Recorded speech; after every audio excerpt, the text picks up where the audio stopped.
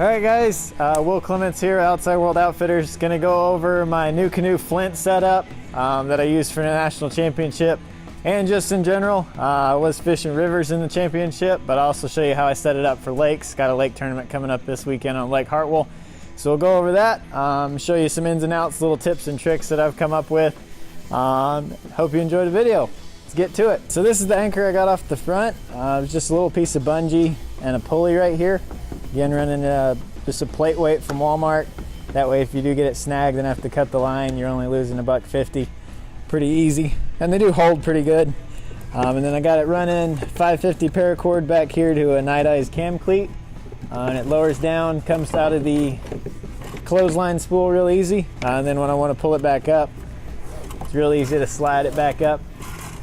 And having it on that bungee kind of lets it slide around, so when I'm in current, the boat will position just naturally. The current will kind of push it where it wants to sit and hold me in place.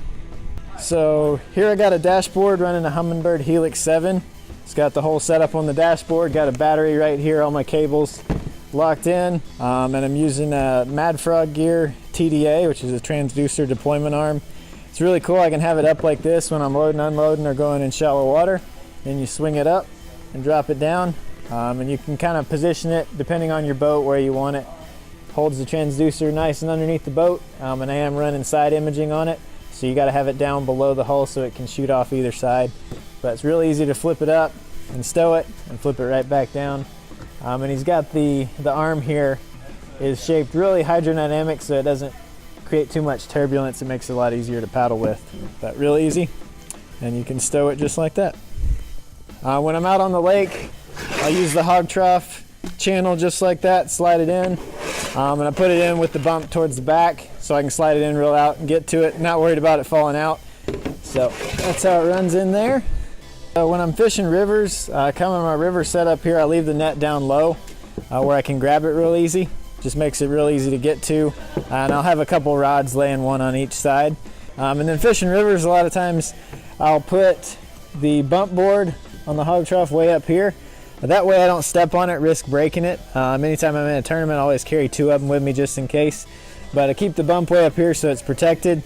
And if I'm dragging up a steep bank or anything, it can't fall out, so it holds it in there really well. Got to try out the tourney tag this year. It works out really good for holding identifiers. But it's really easy to pick it up and out. Just pop it out like that. And then I'll lay it in here for taking pictures of fish.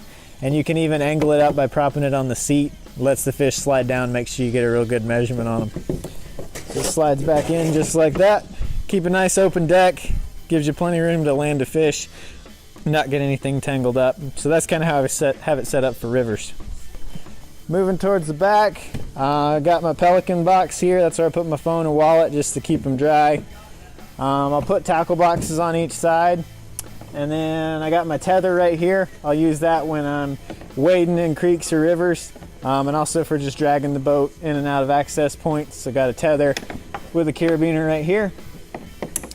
Got that. Got my Werner paddle stuck in the handle on the side. Works really good when you're taking pictures of fish. Just drop it in right there. For the seat, I'm running the 360 swivel with the quick release.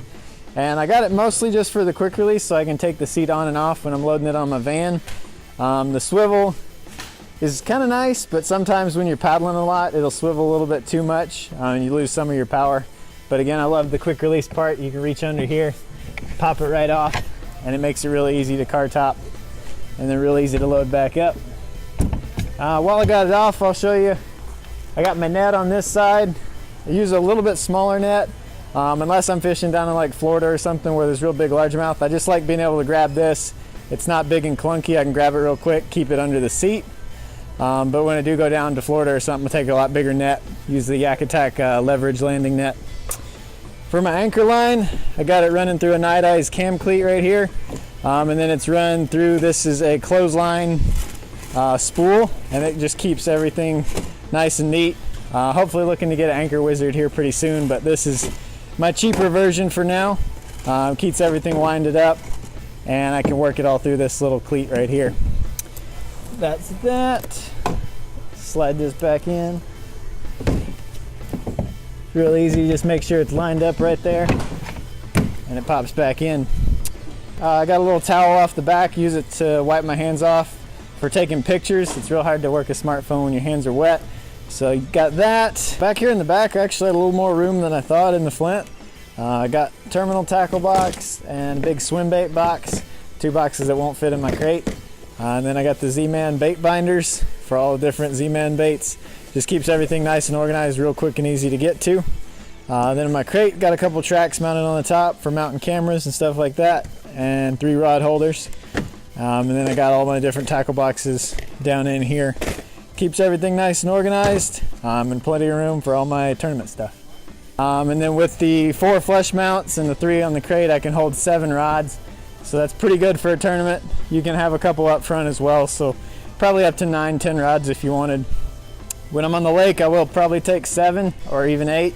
When I was on the river, I was taking either 4 or 5, just a little bit simpler. You don't really have to have that many baits to go through. The river fish are a little bit more aggressive.